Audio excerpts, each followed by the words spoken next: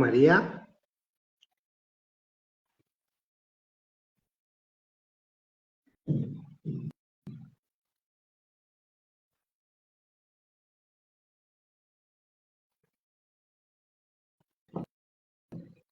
María, no sé si me oyes.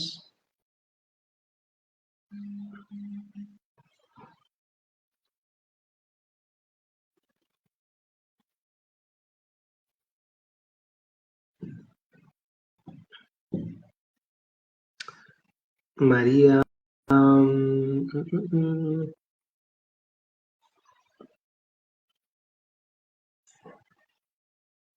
entiendo, María, que eres neurona esforzada, ¿me oyes? ¿Y me ves? ¿O te ves a ti?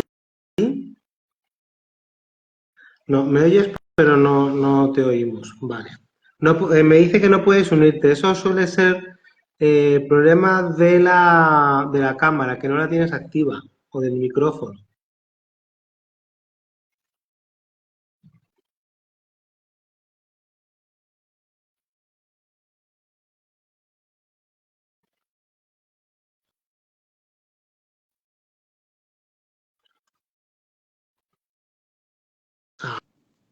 Ahora, Ahora me ves. perfecto. Ahora Sí, estupendo. ahora me veo. Te veo y te oigo, que es lo más importante todavía. A ver, tengo que poner esto. ¿Qué tal? ¿Qué tal? Al final lo hemos conseguido. Sí, ¿verdad? Muy Sí. bien. Al principio esto da un poco de miedo porque los que somos de otra generación, pues como que esto se nos hace un mundo a veces, Pues sí. pero ya está todo listo. ¿Qué tal? Muchas gracias por participar con nosotros en este ciclo de entrevistas. Pues todo un placer, la verdad, poder contar. Y bueno, pues, oye, ¿cuánto tiempo vamos a estar? Era una de las preguntas que te tenía que haber hecho antes. El que tú quieras. Ah, vale. Normalmente las entrevistas vienen durando entre 50 minutos, una hora y 10. Un poco depende de cuánto cuentes, de si hacen preguntas. Bueno, Vale. Tú esas cosas. preguntas, o sea, ¿cómo guiamos esto? ¿Tú me Yo te, vas preguntando? yo te voy preguntando Vale, perfecto. y bueno, pues luego la gente que está con nosotros, si quiere ir haciéndote alguna pregunta, pues que la escriba por aquí abajo y te las iré haciendo.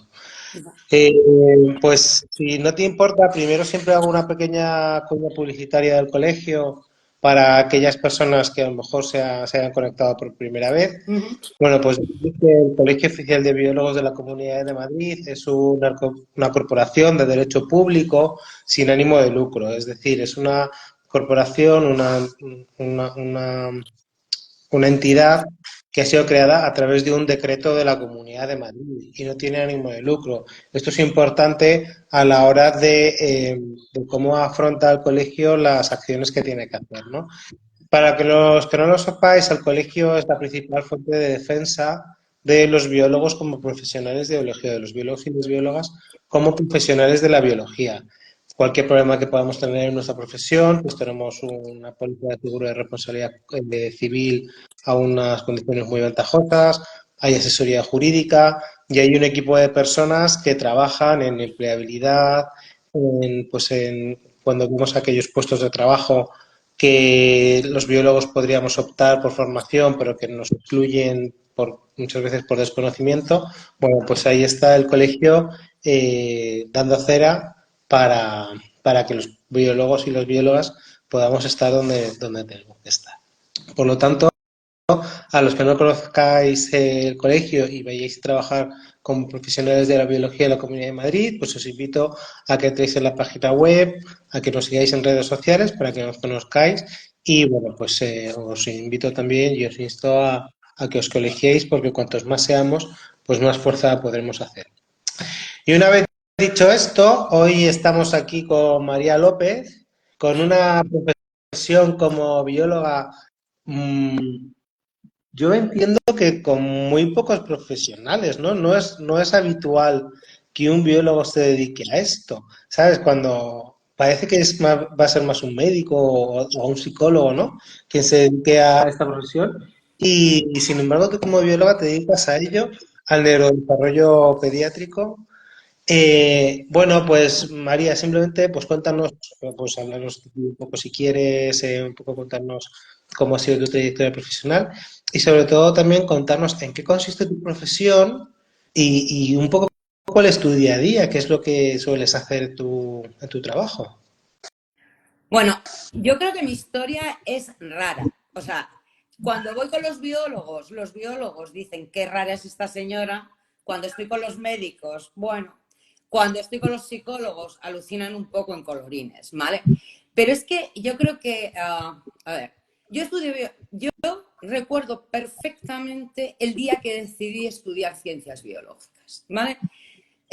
Yo estaba en primero de BUP y estábamos en clase de ciencias naturales y una profesora que se llamaba Blanca Lozano sacó las tizas de colorines y nos puso un potencial de acción. Y yo dije, esto es alucinante. A mí ciencias naturales siempre me había gustado mucho. Pero cuando yo terminé esa clase me fui y le dije, Blanca, que hay que estudiar para poder hacer estas cosas. Y me dijo, biológicas. Y entonces yo a partir de primero de BUP, a todo el mundo que me preguntaba, ¿y tú qué vas a estudiar? Pues yo biología. Lo tenía súper claro, ¿vale? En esas intermedias, pues fueron llegando nombres y a mí me parecía que lo más de lo más de lo más era ser Cajal. Bueno, a mí aquello me parecía que es que yo estudié la Complutense, primero, segundo y tercero, y en aquella época, para hacer cuarto y quinto, que era la especialidad, había mucha había mucha permeabilidad entre la autónoma y la complutense. De forma que en la complutense se hacía zoología, botánica y general, y en la autónoma se hacía medio ambiente, ¿vale?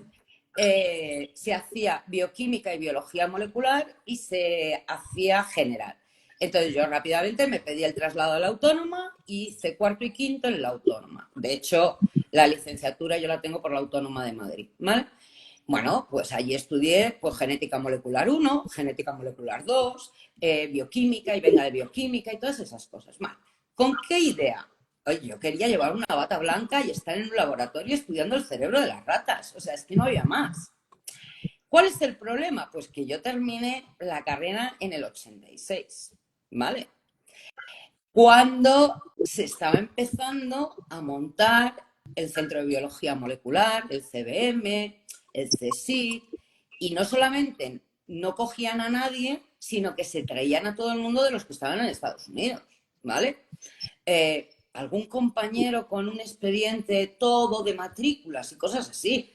Y yo creo que era buena estudiante, pero tampoco brillante como para tener un expediente y entrar con una beca y todas esas cosas, ¿vale? Entonces, bueno, pues buena estudiante, saqué la carrera, bien, y entonces pues me planteé qué hacía. Yo, mientras estaba viendo qué hacía, estuve trabajando 3 meses en control de calidad de cosméticos, ¿vale? Que no estaba mal, o sea, quiero decir, si hubiera seguido por ese camino, pues no sé, estaría porque yo lo valgo, ¿no? En alguno de estos haciendo champús, cremas, porque a lo que me dedicaba era, pues eso, a coger muestras del almacén y a ver si estaban contaminadas y no estaban contaminadas.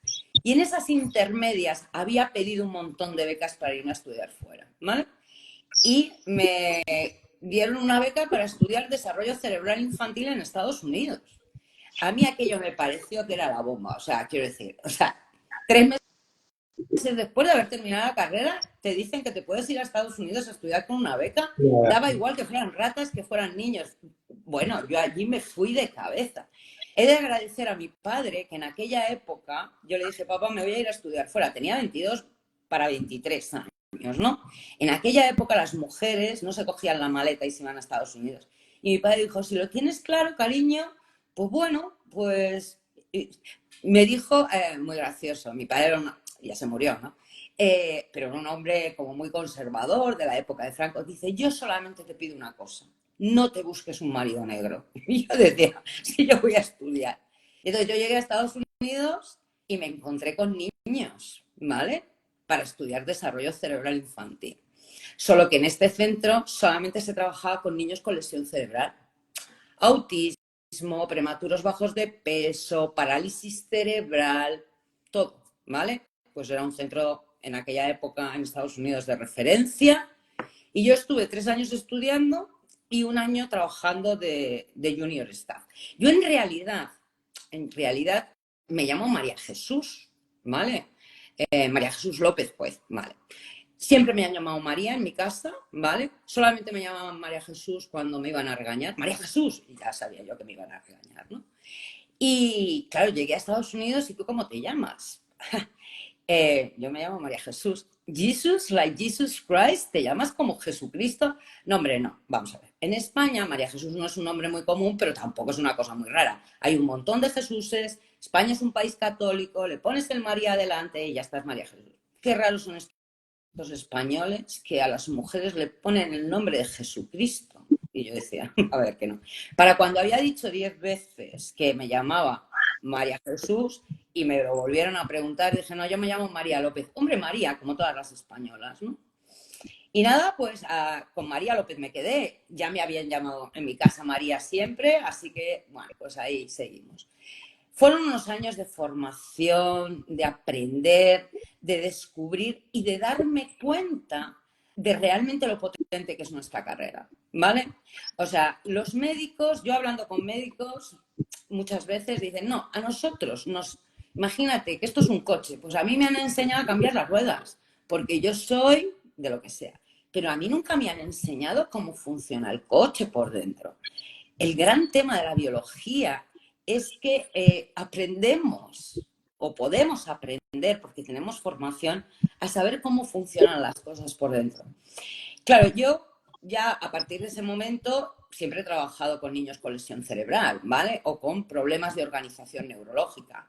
A día de hoy, pues puedo hablar que trabajo con cosas que no trabaja todo el mundo y sobre todo creo que entendiendo bastante bien. Vamos a ver. En el campo en el que yo... Bueno, cuento un poco más mi currículum y ya está. Me volví a España, como aquí no tenía formación, entre comillas, para dedicarme a esto, pues hice atención temprana en la UNED, hice un máster en nutrición y dietoterapia porque en aquella época ya en Estados Unidos estaban muy metidos en el tema de la dieta, de las suplementaciones vitamínicas para los autistas, que si quitamos la leche, que si quitamos el gluten, o sea, ya había mucho de todo esto, ¿no? Y aquí nadie hacía nada de eso y dije, pues bueno, vamos a estudiar nutrición y por lo menos pongo, y es una parte muy importante de mi trabajo, ¿no? Diseñar dietas específicas, ¿vale? Así que hice atención temprana, hice nutrición. En un momento dado me invitaron a dar algunas clases en la universidad y entonces, bueno, pues claro, para cuando te quedas un rato te dicen, ay, pero hay que hacer doctorado, es que no eres doctora, ¿no? Entonces yo hice el doctorado en neurociencia, jamás digo que soy doctora a los padres, porque en España, en cuanto dices que eres doctora, la gente se piensa que eres doctora en medicina.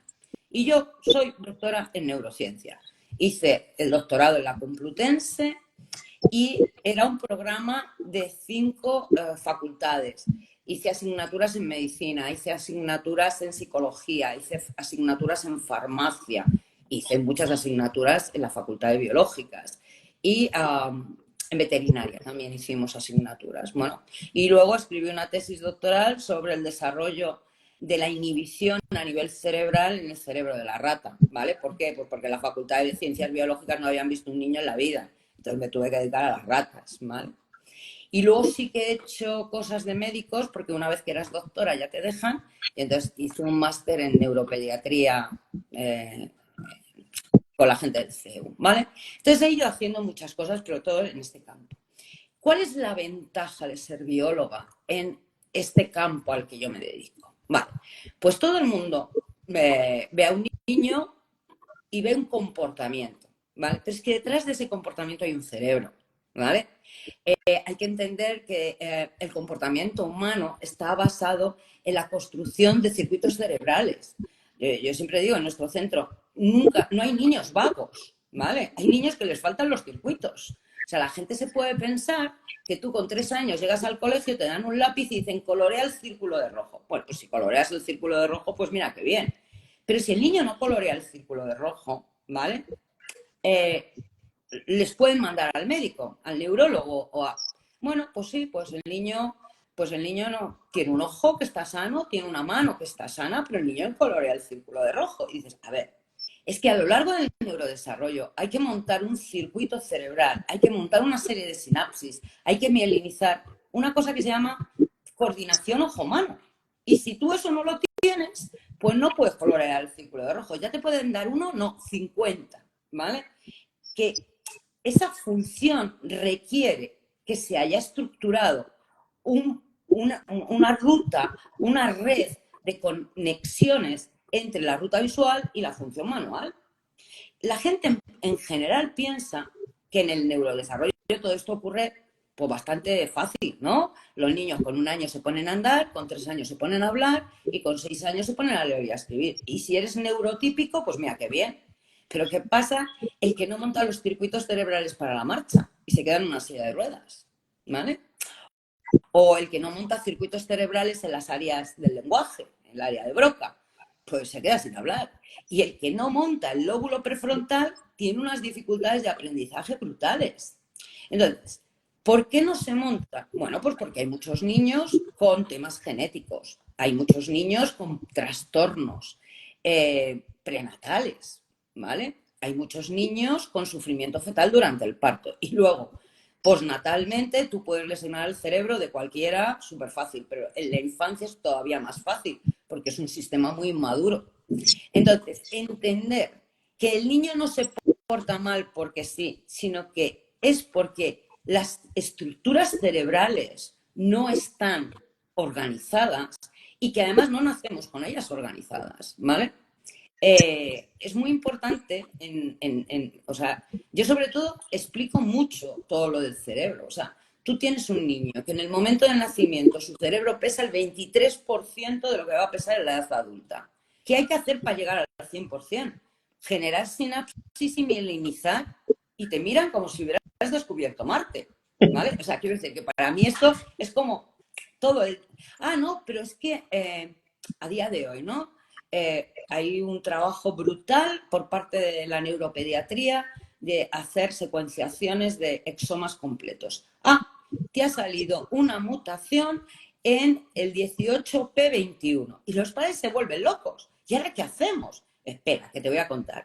Este gen se dedica a sintetizar esta proteína. Entonces, en las membranas de las neuronas falta un canal, entonces no se mantienen los potenciales de acción en la membrana, ¿vale? Por eso tu hijo tiene crisis epilépticas, tiene una canalopatía y esto, o sea, yo en realidad creo que me dedico a la difusión, porque estoy todo el día explicando este tipo de cosas, ¿vale? Entonces, pues esto es lo que hago, ¿no? Pues hablar de cómo se comunican las áreas de Broca con las de Wernicke y eso, cómo se manda la información al lóbulo prefrontal. Entonces, es mucho de neuropsicología, ¿vale? Pero es la parte más neuro, porque mi experiencia con los psicólogos es que ellos dicen, sí, sí, el cerebro es el responsable del comportamiento. Pero es que este niño es un poco vaguete. Yo siempre digo, será porque yo vengo del campo de la biología, pero todo comportamiento humano es adaptativo. Todo, todo. Otra cosa es que sea socialmente adecuado, ¿vale? Pero siempre hay una respuesta que es la mejor posible para el sistema. Dos premisas que nunca se les pueden olvidar a los educadores, a los padres y a los psicólogos es, primero, que el comportamiento humano es adaptativo y que el comportamiento humano es homeostático. La homeostasis se les olvida. Oh, es que este niño ha hecho la ficha muy bien a las 9 de la mañana y a las 12 de la mañana no hace la ficha. Es que es un poco vago. No, es que se le acaba la energía. ¿Tú sabes cómo funciona el metabolismo de este niño? ¿Qué cantidad de ATP le requiere poder enfocar 2 ojos ATP, ¿de qué me estás hablando? Y, hombre, de la biología de las células. Se nos ha acabado todo el ATP disponible para el trabajo. Ahora solamente nos queda ATP para la supervivencia. Pues este niño no va a hacer la ficha. Entonces, yo estoy todo el día hablando así. La gente me mira un poco, ¿a qué te dedicas, no? Y es que en educación, ahora se ha puesto súper de moda. Yo cuando empecé había muy poca gente trabajando en esto, ¿no? Pero ahora la neuroeducación, la neuro no sé qué, todo es neuro, ¿vale? Eh, pero con muy poca formación biológica de qué pasa en las células, ¿vale? Entonces, Cuando, bueno, claro, pues además. a eso voy, me dedico, a explicar todo esto. A mí me parece súper interesante. Lo que no sé, a ver si nos puedes explicar eh, un poco estos niños, entiendo que tratas con los niños, no sé cómo estos niños tienen acceso a ti, no sé si es a través de los centros educativos o a través de los padres o a través de los psicólogos. Y luego un poco, ¿qué trabajo haces? Entiendo que tú trabajas con los niños. ¿Qué trabajo haces tú con los niños? Entiendo que ¿no? Bueno, ahora te cuento. Entonces, ¿nosotros cómo trabajamos? En realidad yo a los niños solamente les veo 2 días cada 6 meses, ¿vale?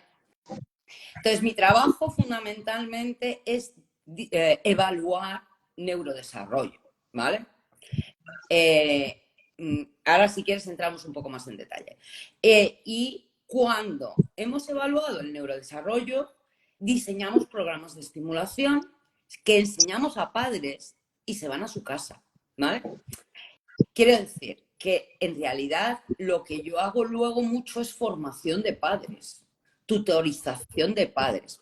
¿Esto qué permite? Bueno, esto permite varias cosas. En primer lugar, que nosotros estamos aquí en Madrid, estamos en Majadahonda, ¿vale? Pero tenemos pacientes, tenemos niños de toda España, ¿vale? O sea, aquí hay niños del País Vasco, de Canarias. Es decir, hay muchos sitios en Madrid, en Barcelona, en Sevilla, hay un montón de logopedas, hay un montón de fisios, hay un montón de profesionales donde tú puedes llevar al niño. Si tú vives en un pueblo de Extremadura o de Soria, pues igual no tienes acceso a todos estos servicios, ¿vale? Eh, Familias de Canarias, yo tengo familias que vienen del extranjero, o sea, quiero decir, esto es muy original, porque de repente tengo una familia que vive en Colombia, tengo unos españoles que están en Chicago, claro, como me dice esta madre, o sea, ponte a buscar un logopeda en Chicago, ¿vale? Al niño. El niño, además, primera lengua en castellano. Bueno, entonces, el hecho de que yo trabaje con los niños solamente 2 días cada 6 meses y diseñe un programa que puedan ejecutar los padres o los maestros en el colegio y que lo que yo hago es una tutorización mensual, telefónica, por Zoom, por lo que sea, permite que gente de sitios muy variados, pues por ejemplo, tenemos una familia de Noruega originariamente de Venezuela, que cuando descubrieron que el niño tenía un problema me decía la madre, yo en noruego no me puedo enterar de qué le pasa a mi niño, pero me cojo un vuelo, me voy a Madrid, estoy 2 días y tú me lo cuentas. Y me llevo un programa individualizado a lo que mi niño necesita aquí y ahora, para ir al siguiente nivel de neurodesarrollo, ¿vale? Entonces, mi trabajo, pues aparte de evaluar niños, sobre todo el primer día evaluamos todos. Hay médico, hay psicólogo, hay educadores, estoy yo. Luego, el segundo día, yo me encargo fundamentalmente de la parte más fisiológica. Nutrición, respiración, ¿vale? Ciclos de sueño, toda esa parte que podría ser médica si hay patología, pero que si no hay patología tiene que haber entrenamiento, ¿vale? Yo me considero claramente una entrenadora cerebral, o sea, yo a que me dedico a enseñar entrenamiento cerebral. ¿Cómo? Pues en ese área fisiológica, porque, o sea, creo que las prioridades del sistema son, bueno, primero que estés en un entorno amoroso, o sea, que no tengas la amígdala todo el día disparada. Segundo, que comas, que respires y que duermas como Dios manda. Que te conectes con el entorno. Es decir, A mí me vienen muchos niños que nos dicen, este niño tiene problemas de atención. Este niño no tiene problemas de atención. O sea, el niño le dan un lápiz y en vez de mirar al papel, está mirando a otro sitio. Dice, tienen déficit de atención. A ver, no tiene un déficit de atención. Si tú te estudias cómo tiene que madurar la ruta visual del niño, cómo tiene que pasar de enfocar de lejos a enfocar de cerca, cómo tienen que ser los acádicos, las fijaciones, todo el entrenamiento visomotor que tiene que tener la ruta visual para estar preparado para la lectoescritura, este niño, yo muchas veces digo, lo primero lo tiene que ver un oftalmólogo. Este niño tiene maduro el ojo, porque, por ejemplo, no sé si nos está oyendo gente que se dedica a la educación, ¿vale? A lo largo de la infancia, los 6 primeros años de vida, los niños son hipermétropes por estructura del ojo, ¿vale? Es la hipermetropía del desarrollo, no es patológica. Pero tiene que haber un proceso de metropización, es decir, que el ojo se tiene que hacer esférico para que el niño pueda enfocar de cerca, ¿vale? Si tú no sabes en qué momento de la hemetropización del ojo está ese niño, hay veces que no puede mirar al papel y lo vas a diagnosticar como profesional de la educación déficit de atención cuando en realidad lo que tiene un déficit es en la maduración de la ruta visual. Como, por ejemplo, cuando hablamos, yo hago o diseñamos mucha estimulación visual. ¿Qué quieres estimular? Vale, conos o bastones. ¿Quieres la vía central o la vía periférica? La vía parvocelular, la vía magnocelular. La mitad de la gente no sabe ni de qué estamos hablando. Del equilibrio entre las neuronas parvo o las neuronas. Unas van a llevar detalle y colores, pero las otras van a gestionar movimiento. Tiene que haber un equilibrio, si no, ¿qué hace el córtex visual con este estímulo que le está llegando? Pues nada. Esa es una parte muy importante de todo lo que hacemos, ¿vale? Pero igual que te estoy hablando de maduración de la ruta visual a lo largo de la infancia, la ruta auditiva, o sea, quiero decir, lleva información del lenguaje. Si la ruta auditiva no madura, si lo que se llama el procesamiento auditivo central, localización de la fuente de sonido, la gente dice, es que el niño no entiende los fonemas. Vale, perfecto. Pero en realidad lo que estamos diciendo es, su cerebro es capaz de discriminar entre 300 hercios y 350 hercios, porque ahí es donde está la B y la D, que es una cognición. Pero primero está la parte sensorial, ¿vale? O, yo qué sé, cerebelo. Si es que, a ver, ¿por qué me pongo muy técnica en todo esto? Porque cuando trabajo con neuropsicólogos, para ellos el cerebro humano solamente es la cognición, es decir, atención, memoria, lenguaje y funciones ejecutivas. Parece que en el cerebro no existe nada más que el neocórtex, que está muy bien y es muy importante. De hecho, nosotros nos llamamos neocórtex, pero hay toda una parte subcortical importantísima, ¿vale? Por ejemplo, yo trabajo algunas veces con niños con altas capacidades, que suspenden como campeones. Y dices, a ver, ¿cómo que este tiene altas capacidades y suspende? Hombre, porque tener un CI alto no te asegura que no seas un hipersensible auditivo, por ejemplo. Bueno, o que tengas problemas motores. No hay más que pensar en Stephen Hopkins, probablemente uno de los CIs más brillantes y así en una silla de ruedas. ¿Por qué? Pues porque tenía unos problemas motores. O sea, tenía una lesión cerebral progresiva que mataba la primera neurona motora. Vale, pues con eso ya sabes que no vas a poder dar una respuesta motora, ¿vale? Entonces, hay mucho niño con CI alto que resulta que tiene problemas de organización en el tálamo, todo este tipo de cosas, ¿vale? Entonces, bueno, pues es mirar el cerebro en forma global y decir, claro, el cerebro es el responsable. Vamos a pasar pruebas que nos permitan ver los reflejos primitivos, vamos a pasar pruebas que nos permitan ver la percepción de colores, vamos a hacer cosas para medir la oculomotricidad, a todo eso, ¿no? Vamos a hacer temas motores para ver si el niño tiene equilibrio, tiene coordinación. Ese es nuestro trabajo en el día a día. Evaluar qué tienes, qué te falta y diseñar un programa para llevarte al siguiente escalón. Entendiendo que si hay un tema genético, ¿vale? Eso va a estar ahí. ¿vale? Si eres yo algunas veces les digo a los padres, mira, si tu hijo es un limonero, yo no lo puedo convertir en un olivo, ¿vale? Pero sí podemos conseguir que sea el mejor limonero que hay en él, ¿vale? En nuestro campo ha habido verdaderas batallas de religión entre los genetistas puros y los medioambientalistas puros, ¿vale? A día de hoy sabemos que ni para ti ni para mí, o sea, quiero decir que la construcción del sistema nervioso central es una interacción entre la genética, el medio ambiente, la epigenética y todas estas cosas. Y era la metagenómica también. María, nos decías que lo que haces el primer día es una evaluación. ¿Qué, qué inputs tiene esa evaluación? O sea, ¿qué tipo de información es la que tú recoges para después poder hacer una evaluación? A ver, uno de los grandes temas en nuestro campo es que la gente no mira nada más que la salida. O sea, el cerebro tiene unas vías de entrada y unas vías de salida, ¿vale? Entonces, es que el niño no anda o no anda a nivel de edad. Es que el niño no habla o no habla a nivel de edad, o es que el niño no es capaz de tener función manual a nivel de edad. Las vías de salida conforman el comportamiento humano, que es lo visible, ¿vale? Y normalmente la gente se pone a trabajar ahí. Si no anda, vamos a hacer fisioterapia. Si no habla, vamos a hacer logopedia. Si no usa las manos, vamos a hacer terapia ocupacional, ¿vale? Pero sorpresa, sorpresa, casi nadie mira el procesamiento de la entrada de información. Si el niño ve, debe ver bien.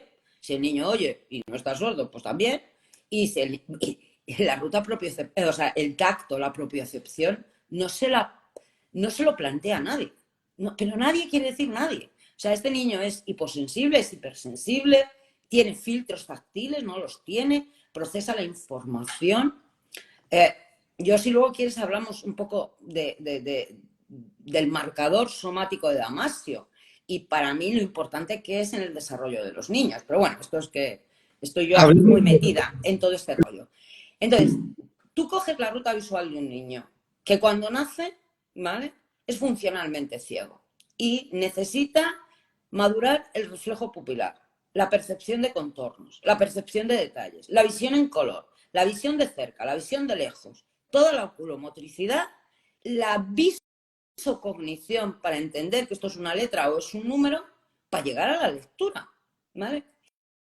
Entonces, ¿qué tienes que hacer? Pues ver el neurodesarrollo, porque te lo pueden traer porque el niño no lee y en realidad tiene un problema oculomotor muy importante. Si no puede hacer fijaciones o no puede hacer seguimientos, si estamos todo el rato bailando los ojos, ¿vale? El procesamiento auditivo, lo mismo. El niño tiene que distinguir las voces humanas de los sonidos del entorno, tiene que localizar la fuente de sonido, tiene que filtrar la señal, tiene que ser capaz de discriminar fonemas, palabras, frases, ¿vale? En el tacto, la propiocepción es súper compleja.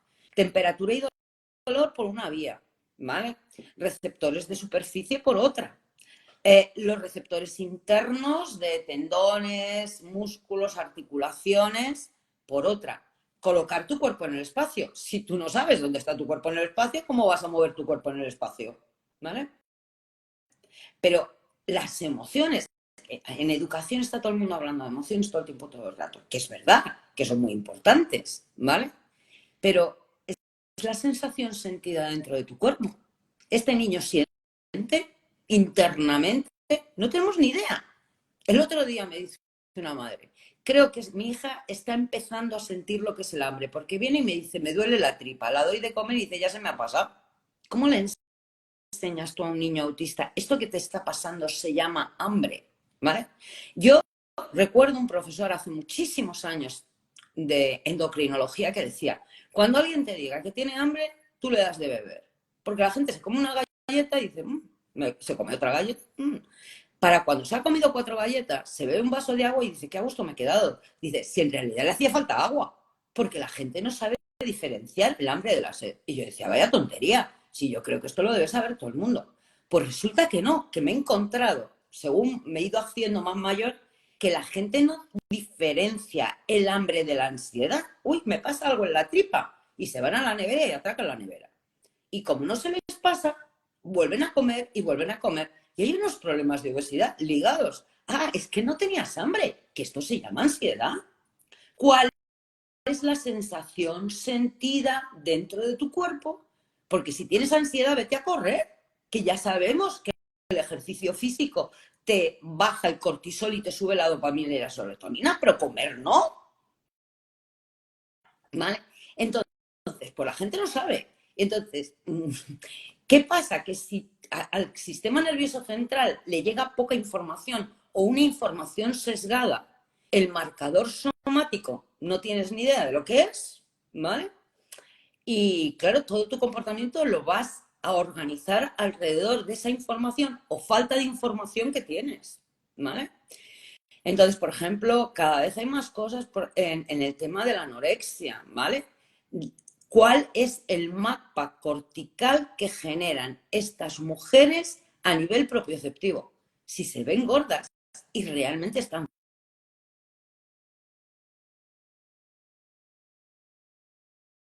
en el prefrontal, ¿vale? Es un tema, al principio, muy, muy sensorial, ¿vale? Entonces, mmm, todas estas cosas. Yo creo que, por ejemplo, la psicopatología en los próximos años se dará cuenta de que, a ver, hay estudios que dicen, cuando estás deprimido, es que resulta que la amígdala se descuelga parcialmente o se inflama en el sistema límbico. Y dices, ¿y ahora qué hacemos? La psicoterapia ayuda, pero sobre todo lo que tendrás que hacer es colocar la amígdala en su sitio, que si no vives al borde del infarto todo el tiempo, todo el rato, ¿no? Bueno, todo este tipo de cosas, y además es como, yo no me dedico al laboratorio, ya me gustaría, pero cuanto más leo de todo esto, pues más cuenta te das de que, bueno, estudiar el cerebro humano es muy apasionante. Sí, la verdad es que a mí me parece todavía el gran desconocido de todo. Bueno, María, mira, si quieres, no sé si nos quieres contar algo más de tu trabajo, si no, también podemos empezar a encauzar ya con un poco cuáles serían los estudios o cuáles serían las vías de poder dedicarse a la neurociencia, al neurodesarrollo y demás. Y si quieres, mira, hay una pregunta aquí que va un poco relacionada con esto, te la hago también y así ya la puedes responder. Nos Perfecto. pregunta por el panorama de la neurociencia en España y en el mundo. Si quiero investigar los sueños y cualquier otro proceso cognitivo, ¿cuáles son las mejores posibilidades de desarrollarse en este ámbito? Que va un poco relacionado con esto, ¿no? Con cuáles serían los mecanismos o los procesos para llegar a dedicarte a una profesión similar. A ver, yo creo que mm, la ONU ya hace muchos años dijo que habíamos entrado en la década de las neurociencias. No es la década, es el siglo y el requete siglo, ¿vale? Quiero decir, el otro día Elon Musk ha dicho que iba a implantar un chip en el cerebro de no sé quién. Esto ya se está haciendo, ¿vale? Eh, a ver, no para manipular a la gente, pero sí para el tema del Parkinson, ¿no? Poner un electrodo que pegue unas pequeñas descargas o con niños un estimulador vagal para que los niños que tienen crisis epilépticas puedan. Es decir, aquí en España hay pocos equipos multidisciplinares, ¿vale? En nuestro campo, como casi todo, está en manos de los médicos, ¿vale? Sí que es verdad que existe el Instituto Cajal, sí que es verdad que en la Universidad de Alicante está de Felipe, que es uno de los mejores especialistas que hay, pero es ciencia básica, ¿vale? Sigue siendo algo donde te tienes que ir fuera, por lo menos al principio, para luego poder reincorporarte en alguno de estos laboratorios, salvo que hayas crecido siendo parte de esa cátedra o tengas la posibilidad de ir al CSIC. Quiero decir, no es fácil. En España, investigar, como siempre, sigue sin ser fácil, ¿vale? ¿De acuerdo? Ahora, si tú quieres trabajar en temas cognitivos, creo que, por ejemplo, a día de hoy, uh, los departamentos de neuropsicología, ¿vale? Están más abiertos a tener biólogos. Y ahí nos han comido un poco los psicólogos esa parte, ¿no? Quiero decir, porque todo lo que se está haciendo de cognición lo están haciendo ellos, ¿vale? ¿Cómo se está haciendo? Sobre todo, hay un campo muy importante que es la actividad eléctrica cerebral, ¿vale? Medir eso es una cosa relativamente fácil. Yo me acuerdo que cuando yo empecé los electroencefalogramas solamente los hacían los neurólogos, ¿vale? Ahora, con un casco y un buen software, cualquier psicólogo te hace un mapa cerebral. Pero claro, salían aquellas ondas que no había quien leyera y gracias a los programas informáticos, pues ahora tenemos lo que llamamos cabecitas de colores, ¿vale? Donde tú ves si hay más ondas alfa o hay más ondas beta o más ondas teta en qué áreas del cerebro. Y eso, yo por ejemplo he hecho la formación y que es el trabajo en neurofeedback que sirve para entrenar el cerebro. Y a mí me dejan hacerla porque soy doctora en neurociencia, pero si no está solamente para médicos y psicólogos. Y además, o sea, como controlando mucho en plan muy corporativista, ¿no? ¿Vale? Entonces, pero hay muchas opciones, ¿vale? Yo creo que cada vez más. También es verdad que en esto de la neurociencia se ha subido al carro mucha gente que dice que sabe de neurociencia y son como psicólogos reconvertidos, ¿no? En el sentido de, bueno, yo nombro un poco la amígdala, nombro un poco el lóbulo prefrontal y, bueno, y ya soy neurocientífico, ¿no? Sí, tristemente hay mucha inquietud, ¿no? Y sobre todo en temas que son un poco más nuevos, que están menos controlados, pues más. Eh, ¿Hay algún máster en España relacionado con el sector? A ver, yo estaba dando clases en la Comunidad de Madrid y les dije, mira, creo que antes o después me voy a jubilar. O sea, quiero decir, me quedan menos años trabajando de los que ya he trabajado. Debería haber en educación, en psicología, un máster en neurodesarrollo, ¿vale? O por lo menos una asignatura. Claro. Para que... Y hay una parte que deberían dar los biólogos clarísimamente, o sea, estructura y funcionamiento del sistema nervioso central, creo que... Pero ahora mismo no existen. Existen más máster en neuropsicología clínica, pero vuelvo a decirte que el gran problema de cuando te metes en la neuropsicología es que solamente atienden al córtex, no miran cerebelo, no miran, cada vez miran más partes de sistema límbico que son subcorticales, pero solamente les preocupa el sistema límbico, ¿vale? Todo lo demás se obvia bastante, ¿vale? Pero bueno, creo que todavía hay trabajo por hacer, ¿eh? Hay mucho trabajo por hacer. Vale, sí, estas vías menos demandadas, por decirlo de alguna manera, pues es verdad que luego a nivel formativo pues adolecen un poco. Imagino que en otros países sí que habrá algún tipo de formación especializada. Bueno, yo siempre he dicho que yo si tuviera tiempo y dinero me iría a hacer el máster de desarrollo de la Universidad de Harvard. Ah, mira, este plan os lo voy a compartir para todos los que seáis jóvenes, ¿vale? Yo nunca he tenido posibilidades económicas de irme a estudiar a Harvard, pero yo siempre he pensado, ¿cómo podría terminar yo allí? ¿Vale? Harvard, el Instituto de Desarrollo de la Universidad de Harvard, tiene un programa de formación muy interesante, muy interesante. Yo decía, ofrecen plazas en general en toda la universidad de lectores de castellano. ¿Vale? ¿Qué es un lector de castellano? Pues alguien que sea titulado universitario y cuya primera lengua sea el castellano. ¿A qué te vas? A leerles El Quijote en voz alta. ¿Vale? Y una vez que estás allí, te matriculas en lo que tú quieras de estudiar en Harvard. Pero la parte logística de comer, de dormir y de todo eso, la tienes resuelta, ¿vale? Entonces, animo a la gente, yo es que ya no me va a dar mucho más tiempo, ¿vale? pero animo a la gente que se lance a hacer este tipo de cosas. A mí me pareció, cuando vi lo de los lectores de castellano, dije, esta es la mía, ¿no? Bueno, por el camino me he dedicado a criar a mis hijos y a hacer todas estas cosas y no me he podido ir allí, pero os animo, ¿eh? Porque en Claro. Estados Unidos valoran muchísimo, muchísimo a los titulados universitarios españoles. Por algún motivo somos muy formales, muy trabajadores, muy responsables y en los laboratorios en todo Estados Unidos se rifan a los biólogos españoles, ¿eh? Sí que es verdad que todo el mundo con el que hemos estado hablando, que ha estado en Estados Unidos, eh, habla muy bien de nosotros y estaba muy contentos con los trabajadores. Sí, sí. Eh, un poco por ir terminando ya, que parece que no, pero llevamos casi una hora. Sí, lo que pasa que es tan interesante lo que cuentas que se ha pasado volando.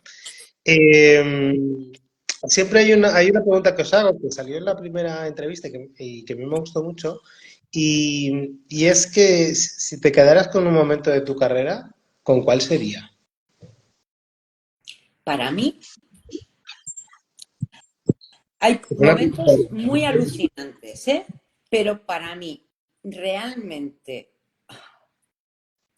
pues fíjate, a nivel biólogo, te diré, el día que me hice consciente, mirando en un microscopio, de la diferencia que hay entre una célula viva y una célula muerta, me pareció un impacto brutal, ¿vale? O sea, a mí aquello me dejó, porque el concepto de vida, yo creo que todos lo tenemos muy claro, hasta que ves una célula y dices, esta está viva y esta no. Y estructuralmente parecen que son la misma. Y no es verdad. A mí, cuando empiezan todo. A ver, yo tengo amigos y todos. La vida, la muerte, el no sé qué, la filosofía, habrá vida después de la muerte. Tío, es que, a ver, os estáis haciendo unas cosas en la cabeza. Hay tanta diferencia, ¿vale? Entre la vida y la no vida. Que es que no hay que buscar más. Es que esto es así, ¿vale? Entonces, a mí aquello me impresionó mucho, ¿vale? Eh, esto como estudiante de biología, ¿vale? ¿Vale? Luego, a nivel profesional, pues hombre, yo leí la tesis doctoral con 42 años, ¿vale? Eh, trabajando con 2 hijos, dando clases en la universidad. Para mí la tesis fue un esfuerzo, creo que ha sido lo más titánico que yo he hecho. Hice todos los créditos y luego estuve 7 años escribiendo la tesis, ¿vale?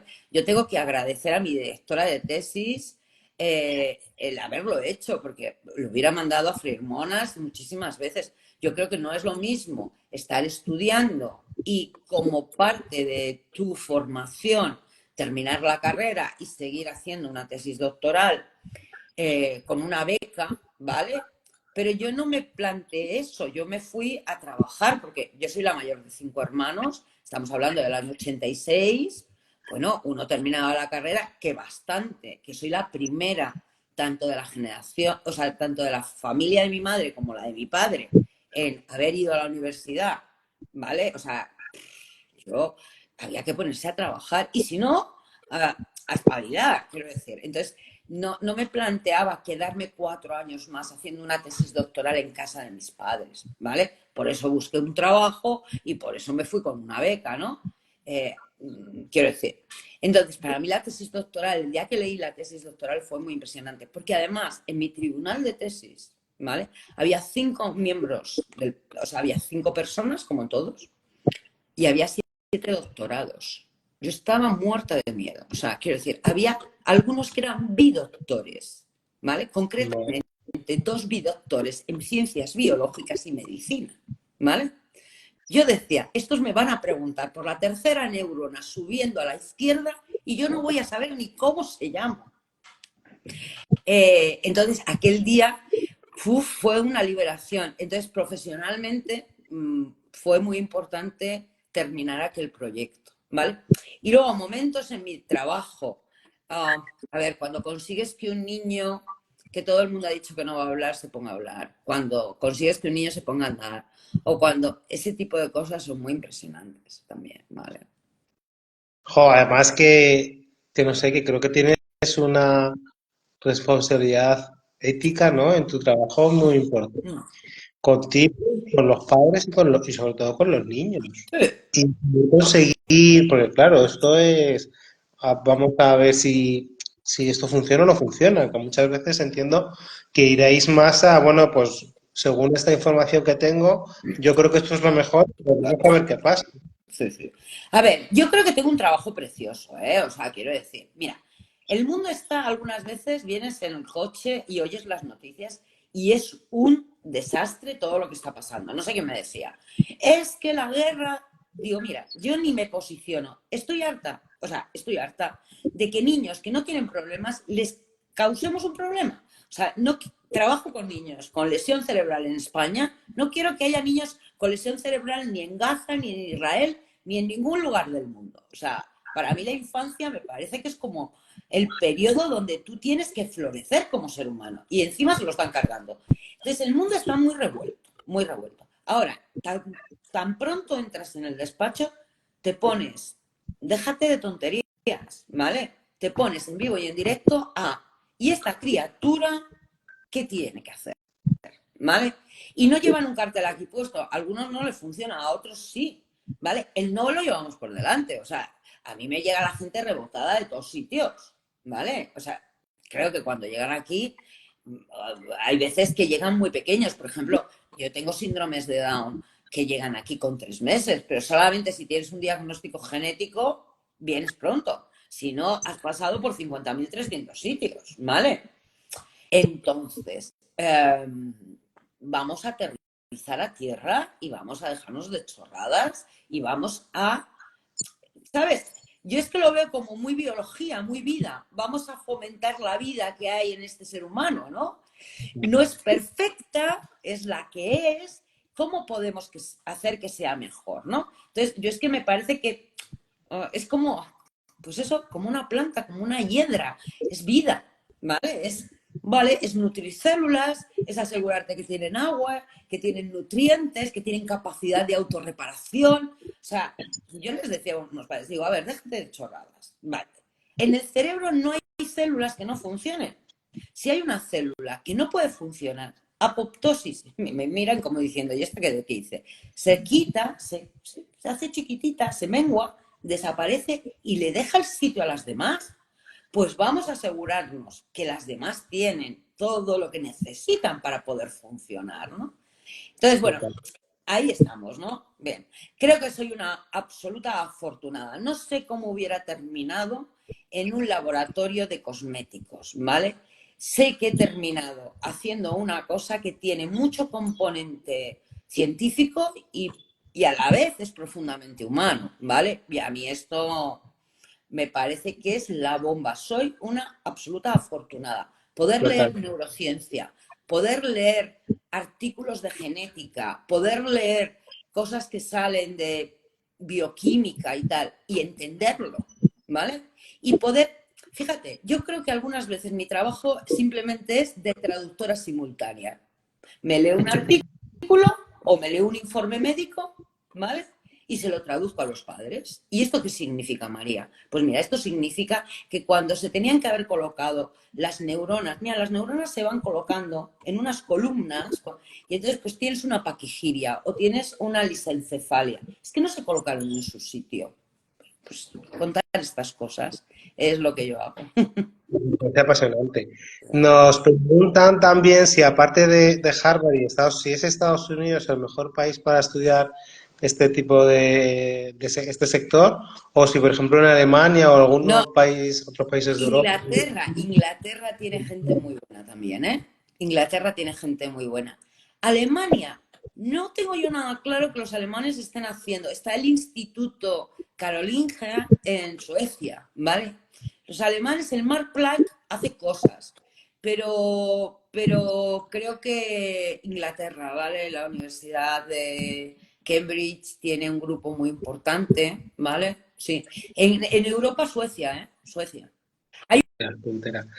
Hay un grupo también muy interesante en Italia. Sabéis que, bueno, el gran descubrimiento de los últimos años, las neuronas espejo, ¿vale?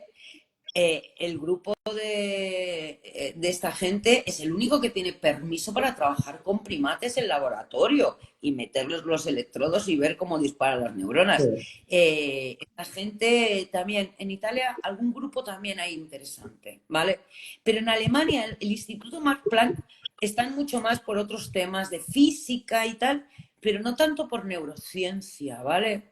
Pero bueno, a lo mejor no estoy actualizada, ¿eh? Tampoco os fiéis mucho de mí. Pero Inglaterra, Italia y Suecia, os diría yo que en Europa son los mejores. Y luego los que están trabajando muchísimo, muchísimo, son los coreanos. En Corea se está... Lo que pasa es que Corea nos pilla un poco lejos por cultura y por todo esto, pero en Corea sí se está haciendo muchas cosas, ¿vale? Corea del Sur, por supuesto, no del Sí, Norte. no, ahí no sabemos lo Ahí que no pasa. sabemos ni lo que pasa, ¿vale? Bueno, María, pues no sé si quieres decir algo más. Yo creo que estamos terminando la Vale. entrevista. Ahora, yo Gracias. agradeceros que me hayáis dado la oportunidad de contaros todo esto y animar a la gente. Creo que tenemos la mejor carrera, la mejor formación del mundo. No siempre nos lo ponen fácil, pero es apasionante. O sea, ánimo, ánimo. Muy bien, muchas gracias. Esto es lo que necesitamos, gente que nos... Te están dando las gracias por la entrevista y por la gran labor de fomento del desarrollo de la generación de futuro. Eh, pues si no quieres decir nada más, María, muchas gracias por estar hoy conmigo este ratito. Ha sido un placer. A mí me ha parecido excelente lo que haces. No lo conocía muy bien, pero me parece apasionante lo que haces y me parece que el trabajo que hacéis a nivel biológico es brutal, ¿no? Y muchas cosas en las que nos caemos, como lo que decías, ¿no? Del desarrollo del eje ojo-mano, que es como, pues muchas veces pensamos que se da que se da por hecho y realmente no, es un desarrollo que tiene que ocurrir y que tendrá pues sus muchos mecanismos de no ocurrir, de no ocurrencia, ¿no? Pues gracias María, ha sido un placer. Para mí también. Eh, y bueno, a los que estáis aquí, emplazaros a la próxima entrevista, que será el próximo lunes, 12 de febrero, a las 6 de la tarde, y hablaremos con Roberto Cabria de biología marina. Es un sector que mucha gente joven le gusta, porque cuando vamos a los eventos de trabajo en las universidades nos preguntan mucho por la biología marina, así que bueno, pues invitados estáis el lunes a las 6 de la tarde. Y a ti, María, volver a darte las gracias, ha sido un placer enorme y seguiremos. Un saludo. Adiós a todos.